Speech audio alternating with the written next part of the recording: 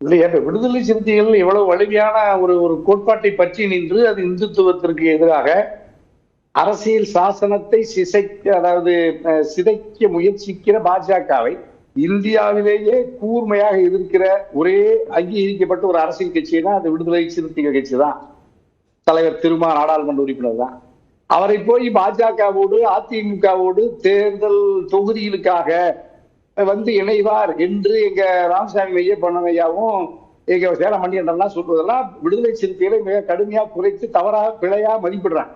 இவர்கள் போன்ற சாதாரண அரசியல் கட்சி அல்ல விடுதலை சிறுத்தைகள் கட்சி. விடுதலை சிறுத்தைகள் கட்சி தோன்றியதிலிருந்து அது ஒரு தத்துவத்தை பற்றி நின்று பயணிக்கிற ஒரு வலிமையான கூர்மையான இயக்கம். அதனால நீங்க தேர்தல் பாதையே இல்லாவிட்டாலும் கூட மக்களுக்கு சீர்திருத்த கருத்துக்களை திராவிடர் கழகத்தை போல பற்றி நின்று பயணிப்பாரே அல்லாமல் தேர்தலுக்காக தொகுதிக்காக பாஜகவோடு உறவு வைத்துக் கொண்டு தேர்தலை ஒரு காலம் விடுதலை